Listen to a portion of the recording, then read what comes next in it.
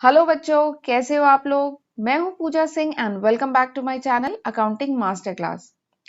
आज के इस लेक्चर में हम एक बहुत ही इंपॉर्टेंट, बहुत interesting and one of my favourite topic that is CVP analysis, cost volume profit analysis, ठीक है, या कह लीजिए ब्रेक इवन एनालिसिस, ये स्टार्ट करने जा रहे हैं। बट लेक्चर स्टार्ट करने से पहले मैं आप सभी को थैंक यू कहना चाहती हूँ, क्योंकि आप सभी का मुझे बहुत सपोर्ट मिल रहा है। आप लोग मेरे वीडियोस देख रहे हैं, लाइक कर रहे हैं, अपने फ्रेंड्स को फॉरवर्ड कर रहे हैं। Thank you so much. तो बस इसी तरीके से अपना सपोर्ट आप लोग मेरे चैनल पर बनाए रखिए और मैं भी अकाउंटिंग के जितने भी इंपॉर्टेंट टॉपिक है उन पर वीडियो लाती रहूंगी।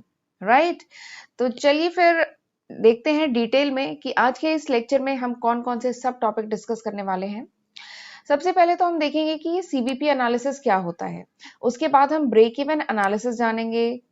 ब्रेक इवन एनालिसिस का क्या मतलब है, कितने फॉर्मूले हैं, कौन कौन से फॉर्मूले हैं इसके, ग्राफ कैसे बनाया जाता है ब्रेक इवन पॉइंट को शो करने के लिए, ठीक है।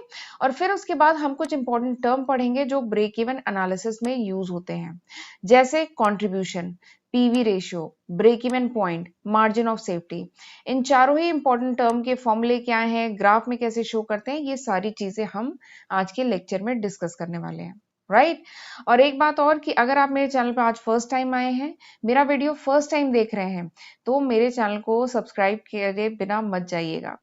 और अगर लेक्चर समझ में आए, अगर लगे कि ये थोड़ा भी यूजफुल है, तो लाइक का बटन भी जरूर प्रेस करिएगा और नीचे जो छोटी सी बेल दी है उसको भी प्रेस करना है, so that you get the notification when I upload my next video. Okay, तो फिर चलिए हम आज का लेक्चर स्टार्ट करते हैं। CVP analysis. तो सीवीपी मतलब cost volume and profit analysis, ठीक है। सीवीपी एनालिसिस का फुल फॉर्म क्या है, cost volume and profit analysis. तो सीवीपी एनालिसिस क्या है, this is a very important tool. ये बहुत इंपॉर्टेंट टूल है प्रॉफिट प्लानिंग का।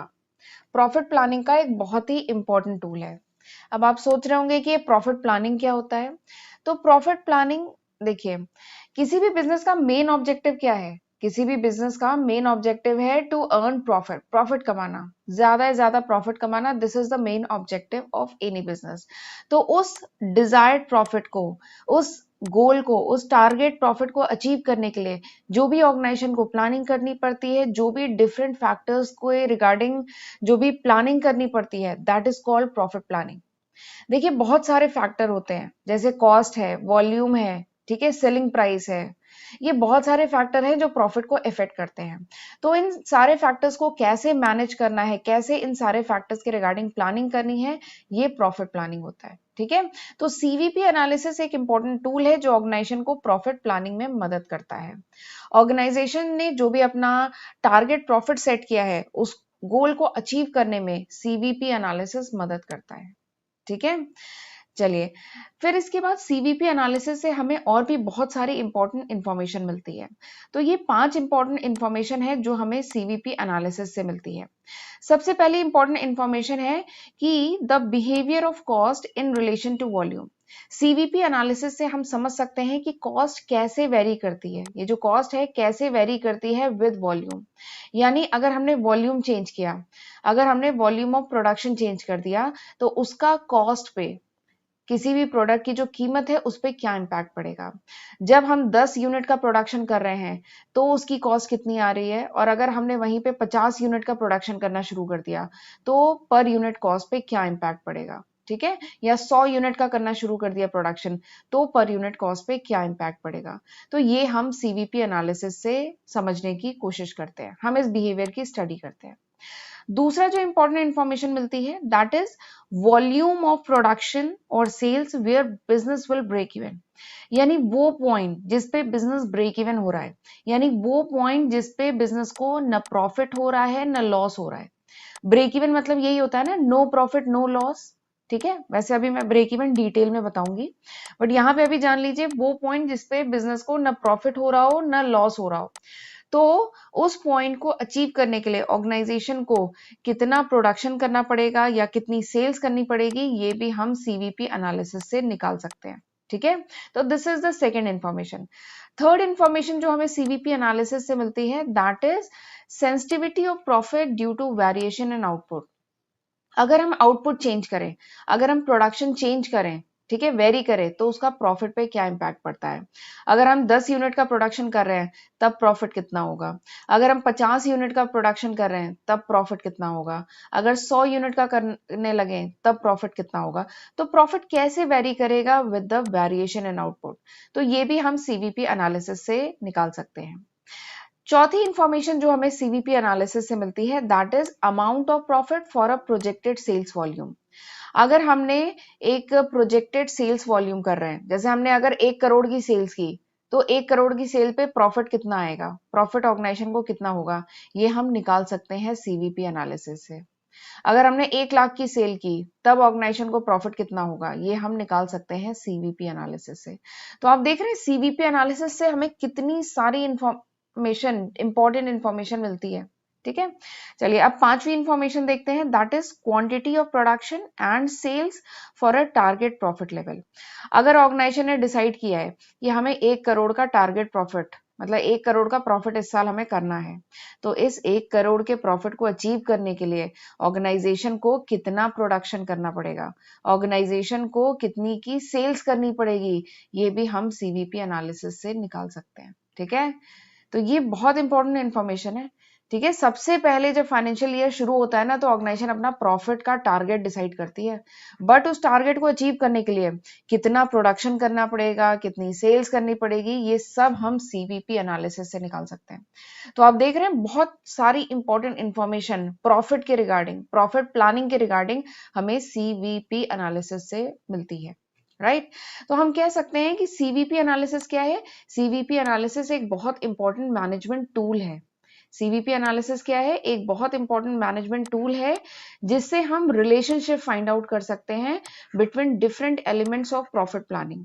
जो प्रॉफिट प्लानिंग है उसके जो डिफरेंट इंपॉर्टेंट एलिमेंट्स हैं, डिफरेंट जो इंग्रेडिएंट्स हैं, उनके बीच में हम रिलेशनशिप फाइंड आउट कर सकते हैं। ठीक है, और ये इंग्रेडिएंट क्या है, बताया था, कॉस्ट, किसी भी प्रोडक्ट की कॉस्ट कितनी है, किसी भी प्रोडक्ट का वॉल्यूम कितना है, और किसी भी प्रोडक्ट की सेलिंग प्राइस कितनी है। यही तो इंपॉर्टेंट इंग्रेडिएंट है प्रॉफिट के। ठीक है, तो इनके बीच में क्या रिलेशनशिप है। कॉस्ट अगर आपने वेरी करी, ठीक है, कॉस्ट अगर सॉरी अगर सेल्स वेरी कर रहे हैं या वॉल्यूम वेरी कर रहे हैं, तो इसका कॉस्ट पे क्या इम्पैक्ट पड़ेगा। अगर सेल्स वेरी कर रहे हैं तो इसका सेलिंग प्राइस पे आप कैसे वेरी कर सकते हैं। तो इन तीनों टर्म के बीच में हम रिलेशनशिप फाइंड आउट कर सकते हैं सीवीपी एनालिसिस से। ठीक है, यहां तक समझ में आ गया। चलिए अब आगे बढ़ते हैं, देखते हैं ब्रेक इवन एनालिसिस। तो ब्रेक इवन एनालिसिस क्या है, this is one of the technique to study the CVP analysis. देखिए हमने पिछले स्लाइड में ये तो पढ़ लिया कि सीवीपी यानी कॉस्ट वॉल्यूम प्रॉफिट एनालिसिस बहुत इंपॉर्टेंट है, बहुत सारे इसके बेनिफिट्स हैं। ठीक है, इससे हमें बहुत सारी इंपॉर्टेंट इंफॉर्मेशन मिलती है, लेकिन सवाल ये आता है कि सीवीपी एनालिसिस करेंगे कैसे, कैसे हम कॉस्ट वॉल्यूम और प्रॉफिट के बीच में रिलेशनशिप फाइंड आउट करेंगे कैसे। ठीक है, तो इसका जवाब ये है, ब्रेक इवन एनालिसिस। तो break even analysis is a technique, ये टेक्निक है जिसकी मदद से सीवीपी एनालिसिस किया जाता है। ये बात समझ में आई, ब्रेक इवन एनालिसिस एक इंपॉर्टेंट टेक्निक है जिसकी मदद से सीवीपी एनालिसिस किया जाता है, कॉस्ट वॉल्यूम प्रॉफिट एनालिसिस किया जाता है। ठीक है, इवन आपको कुछ बुक्स में मिल जाएगा कि break even analysis is same as CVP analysis, लेकिन ये दोनों सेम नहीं है। ठीक है, ब्रेक इवन एनालिसिस और सीवीपी एनालिसिस ये दोनों अलग अलग हैं।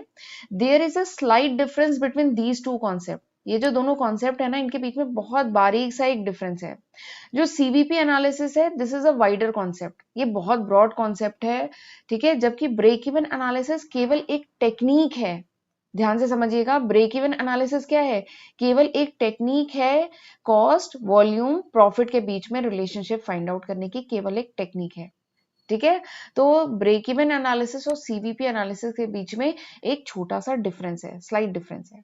ठीक है, और ब्रेक इवन एनालिसिस क्या है, ये एक टेक्निक है जिससे हम कॉस्ट वॉल्यूम प्रॉफिट के बीच में रिलेशनशिप फाइंड आउट कर सकते हैं। राइट, चलिए अब देखते हैं ब्रेक इवन एनालिसिस का इंटरप्रिटेशन। ब्रेक इवन एनालिसिस से हमें पता क्या चलता है, ठीक है। तो इसका जो इंटरप्रिटेशन है ना, मैंने इसको दो उसमें कैटेगरी में डिवाइड किया है, एक है नैरो इंटरप्रिटेशन और एक है ब्रॉडर इंटरप्रिटेशन, ठीक है। इसका नैरो इंटरप्रिटेशन क्या है, ब्रेक इवन एनालिसिस से हमें पता चलता है वो level of activity, that level of activity where total cost is equals to total selling price. यानी ब्रेक इवन एनालिसिस से आप ये फाइंड आउट कर सकते हैं कि ऑर्गेनाइजेशन को कितनी एक्टिविटी करनी चाहिए, यानी कितना प्रोडक्शन करना चाहिए, या कह लीजिए कितने की सेल करनी चाहिए, ताकि ऑर्गेनाइजेशन का जो टोटल कॉस्ट है वो किसके बराबर हो जाए, टोटल सेल्स के बराबर, ठीक है। और जब टोटल कॉस्ट टोटल सेल्स के बराबर होती है तो क्या होता है, नो प्रॉफिट, न प्रॉफिट होगा न लॉस होगा ना। अगर जितने का आपने प्रोडक्ट बनाया उतने में ही आपने सेल किया तो क्या होगा आपको, नो प्रॉफिट नो लॉस, ठीक है। तो ब्रेक इवन एनालिसिस वो level of activity find out करने में हेल्प करता है जिसपे ऑर्गेनाइजेशन को न प्रॉफिट हो न लॉस हो, या कह लीजिए total cost is equals to total sales हो। तो this is the narrow interpretation. But अगर ब्रॉडर इंटरप्रिटेशन की बात करें तो ब्रेक इवन एनालिसिस वो सिस्टम है, वो सिस्टम ऑफ एनालिसिस है जिससे हम डिटरमाइन कर सकते हैं प्रोबेबल प्रॉफिट, जो भी संभावित, जो भी प्रोबेबल प्रॉफिट है at any level of activity. Organisation अगर 10 यूनिट का प्रोडक्शन कर रहा है तब कितना प्रॉफिट होगा, ऑर्गेनाइजेशन अगर 20 यूनिट का प्रोडक्शन कर रहा है तब कितना प्रॉफिट होगा, ऑर्गेनाइजेशन अगर 100 यूनिट का प्रोडक्शन कर रहा है तब कितना प्रॉफिट होगा, ठीक है। तो प्रोबेबल प्रॉफिट, क्या संभावित प्रॉफिट है at different level of activity, ये हम फाइंड आउट कर सकते हैं with the help of break even analysis, ठीक है। तो आप देख रहे हैं ब्रेक इवन एनालिसिस से भी हमें बहुत इंपॉर्टेंट इंफॉर्मेशन मिलती है कि डिफरेंट लेवल ऑफ एक्टिविटी पे ऑर्गेनाइजेशन को कितना प्रॉफिट होगा ये हम निकाल सकते हैं, ठीक है। तो this is the two interpretation of break even analysis. आगे हम ग्राफ भी देखेंगे ब्रेक इवन एनालिसिस का। चलिए अभी हम पढ़ने जा रहे हैं फिलहाल कुछ important terms. Break even analysis में कुछ इंपॉर्टेंट टर्म्स आते हैं, 4 इंपॉर्टेंट टर्म्स आते हैं, वो हम डिस्कस करने जा रहे हैं। सबसे पहला इंपॉर्टेंट टर्म है दैट इज कंट्रीब्यूशन, या जिसको ग्रॉस मार्जिन भी कहते हैं। ये जो कंट्रीब्यूशन है ये मार्जिनल कॉस्टिंग में भी ये कॉन्सेप्ट यूज होता है काफी, ये बहुत ही इंपॉर्टेंट टर्म है कंट्रीब्यूशन। कंट्रीब्यूशन क्या होता है, selling price minus variable cost. Contribution क्या है, contribution is selling price minus variable cost is called contribution, ठीक है। कंट्रीब्यूशन का एक और फॉर्मूला है, contribution is fix cost plus profit. ये जो फॉर्मूले है ना इसका ध्यान रखिएगा, क्योंकि मार्जिनल कॉस्टिंग में भी ये टर्म यूज होता है, plus break even analysis CVP analysis में भी ये कंट्रीब्यूशन बहुत यूज होगा। तो ये दोनों फॉर्मूले थोड़ा सा ध्यान रखिएगा। Contribution is selling price minus variable cost, और कंट्रीब्यूशन का एक और फॉर्मूला क्या है, फिक्स कॉस्ट प्लस प्रॉफिट, ठीक है। चलिए अब दूसरा टर्म देखते हैं जो ब्रेक इवन एनालिसिस में यूज होता है, that is PV ratio, profit volume ratio, ठीक है। प्रॉफिट वॉल्यूम रेशियो जिसको शॉर्ट में कहते हैं पीवी रेशियो। तो पीवी रेशियो क्या है, ये एक बहुत इंपॉर्टेंट रेशियो है जिससे हम ऑर्गेनाइजेशन की का जो कोई भी ऑपरेशन है उसकी प्रॉफिटेबिलिटी हम स्टडी कर सकते हैं। कोई भी ऑर्गेनाइजेशन का जो ऑपरेशन है वो कितना प्रॉफिटेबल है इसको हम जज कर सकते हैं with the help of PV ratio. PV ratio को हम कंट्रीब्यूशन बाय सेल्स रेशियो भी कहते हैं, ठीक है। पीवी रेशियो का एक दूसरा नाम भी है कंट्रीब्यूशन बाय सेल्स रेशियो, ये देखिए लिखा है ना contribution by sales ratio. PV ratio से हम कंट्रीब्यूशन और सेल्स के बीच में भी रिलेशनशिप फाइंड आउट कर सकते हैं, ठीक है। देखिए एक ही कंपनी के कई प्रोडक्ट होते हैं मार्केट में, आप जानते हैं। जैसे अगर मैं बात करूं प्रॉक्टर एंड गैम्बल, तो प्रॉक्टर एंड गैम्बल के बहुत सारे प्रोडक्ट, बहुत सारे एफएमसीजी प्रोडक्ट, बहुत सारे सोप शैम्पू ऑयल मार्केट में हैं। तो अगर मैनेजमेंट को ये फाइंड आउट करना है कि which product is more profitable, organisation का कौन सा प्रोडक्ट ज्यादा प्रॉफिटेबल है, तो ये ऑर्गेनाइजेशन फाइंड आउट कर सकती है with the help of this ratio, PV ratio, ठीक है। तो पीवी रेशियो का फॉर्मूला क्या है, PV ratio is contribution divided by sales, PV ratio is contribution divided by sales, इसको मैं सी बाई एस कहती हूँ। PV ratio is C by S, contribution divided by sales, ठीक है, दिस इज पीवी रेशियो, ठीक है। चलिए अब आगे बढ़ते हैं, तीसरा टर्म देखते हैं that is break even point. ये वर्ड इकोनॉमिक्स में भी आता है और ये बहुत इंपॉर्टेंट टर्म है ब्रेक इवन पॉइंट। अगले लेक्चर में, मैं आज इस लेक्चर में केवल थ्योरी पढ़ा रही हूँ इसकी, अगले लेक्चर में मैं इस पर न्यूमेरिकल कराऊंगी। कॉम्पिटिटिव एग्जाम में भी प्लस बीबीए और बीकॉम में भी ब्रेक इवन पॉइंट पे बहुत क्वेश्चन पूछा जाता है, ये एक बहुत इंपॉर्टेंट कॉन्सेप्ट है, तो ध्यान से समझिएगा। ब्रेक इवन पॉइंट क्या है? ब्रेक इवन पॉइंट वो पॉइंट है which break the total cost and selling price evenly. ये वो पॉइंट है जो टोटल कॉस्ट, ठीक है, ये वो पॉइंट है जो टोटल कॉस्ट और टोटल सेल्स को इवनली डिवाइड करता है, यानी बराबर डिवाइड करता है, ठीक है। इसका नाम क्या है? Break even point. ब्रेक मतलब तोड़ना, इवन मतलब बराबर, पॉइंट मतलब वो बिंदु, वो पॉइंट, यानी ये वो पॉइंट है जो टोटल कॉस्ट और टोटल सेल्स को बराबर तोड़ता है, यानी ये टोटल कॉस्ट और टोटल सेल्स को बराबर करता है, ठीक है। तो अगर टोटल कॉस्ट और टोटल सेल्स बराबर हो जाएगी तो नो प्रॉफिट नो लॉस ही तो हो गया, यानी वो पॉइंट जिस पे ऑर्गेनाइजेशन को न प्रॉफिट हो न लॉस हो, that is called break even point, ठीक है। तो ब्रेक इवन पॉइंट पे हम क्या कह सकते हैं कि ऑर्गेनाइजेशन की जितनी इनकम है उतना ही खर्चा है, तभी तो न प्रॉफिट हो रहा है न लॉस हो रहा है। ब्रेक इवन पॉइंट पे जितनी इनकम है ऑर्गेनाइजेशन की उतने ही खर्चे हैं, इससे ऑर्गेनाइजेशन को क्या हो रहा है? No profit no loss. तो हम कह सकते हैं at break even point income is equals to expenditure, total cost is equals to total sales, या कह लीजिए तीसरा क्या कह सकते हैं? नो प्रॉफिट नो लॉस, न प्रॉफिट हो रहा है न लॉस हो रहा है एट ब्रेक इवन पॉइंट, ठीक है। यहां तक समझ में आ गया। अब अगर ऑर्गेनाइजेशन प्रोडक्शन करती है ब्रेक इवन पॉइंट से ज्यादा, ठीक है, अगर ऑर्गेनाइजेशन प्रोडक्शन करती है ब्रेक इवन पॉइंट से ज्यादा, तब जाके ऑर्गेनाइजेशन को कहीं प्रॉफिट होगा। अगर ऑर्गेनाइजेशन ब्रेक इवन पॉइंट से कम प्रोडक्शन करती है तब क्या होगा? ऑर्गेनाइजेशन को लॉस होगा, ठीक है। तो इसका मतलब क्या है? ऑर्गेनाइजेशन को ब्रेक इवन पॉइंट तक तो प्रोडक्शन करना ही करना है, ठीक है, और उससे ज्यादा करेगी तो प्रॉफिट होगा, उससे कम करेगी तो लॉस होगा। इसको मैं ग्राफ से भी अभी बताऊंगी, ग्राफ से और अच्छे से समझ में आता है, ठीक है। ब्रेक इवन पॉइंट का फॉर्मूला क्या है? ब्रेक इवन पॉइंट का फॉर्मूला है एफ बाई सी, सिंपली, ठीक है। ब्रेक इवन पॉइंट का फॉर्मूला क्या है? F by C. एफ मतलब फिक्स कॉस्ट, सी मतलब कंट्रीब्यूशन पर यूनिट, ठीक है। तो ब्रेक इवन पॉइंट अगर आपको आउटपुट के टर्म में पूछे, मतलब कि ऑर्गेनाइजेशन को कितने यूनिट का प्रोडक्शन करना है ताकि नो प्रॉफिट नो लॉस हो, तो आप बताएंगे एफ बाई सी, यानी fix cost divided by contribution per unit. But अगर आपसे पूछा जा रहा है कि ऑर्गेनाइजेशन को कितने की सेल्स करनी है, सेल्स के टर्म में अगर पूछा जाए कि ऑर्गेनाइजेशन कितने की सेल्स करे ताकि ब्रेक इवन पॉइंट अचीव हो, ठीक है, तो फॉर्मूला क्या होगा? एफ बाई सी में आप क्या करेंगे? सेलिंग प्राइस पर यूनिट को मल्टीप्लाई कर दीजिए, ठीक है। एफ बाई सी में सेलिंग प्राइस पर यूनिट को मल्टीप्लाई कर दीजिए, आपका आ जाएगा break even point in term of sales, sales के टर्म में आपका ब्रेक इवन पॉइंट हो जाएगा, ठीक है। अब एक बात, अभी आपने पढ़ा था पीवी रेशियो, याद है? पीवी रेशियो लास्ट स्लाइड में पढ़ा था, तो हमने देखा था पीवी रेशियो क्या होता है? सी बाई एस था, ठीक है। तो यहाँ पे कंट्रीब्यूशन है, अगर मैं इस सेलिंग प्राइस को इस कंट्रीब्यूशन के नीचे ले आऊं, ठीक है, तो ये क्या हो गया? सी बाई एस। तो हम ब्रेक इवन पॉइंट का एक और हमारा फॉर्मूला बन गया, क्या बन गया? Fix cost divided by PV ratio, ठीक है, बन गया। देखिए अभी ऊपर क्या लिखा था? Fix cost divided by contribution, मैं सेलिंग प्राइस को मैं डिनोमिनेटर में ले आई तो ऐसे हो जाएगा सी बाई एस, तो सी बाई एस ही तो पीवी रेशियो होता है, ये जो सी बाई एस है यही तो पीवी रेशियो होता है। तो एक और फॉर्मूला आपका ब्रेक इवन पॉइंट का क्या मिल गया? अगर ब्रेक इवन पॉइंट सेल्स के टर्म में निकालना है तो इसका फॉर्मूला हो गया fix cost divided by PV ratio, ठीक है। अगर आपसे पूछा जाए कि कितने की सेल्स करें ताकि नो प्रॉफिट नो लॉस हो, तो आप बताएंगे fix cost divided by PV ratio. अगर आपसे पूछा जाए कितने का आउटपुट प्रोड्यूस करें, कितने का प्रोडक्शन करें ताकि नो प्रॉफिट नो लॉस हो, तो आप बताएंगे एफ बाई सी, ठीक है।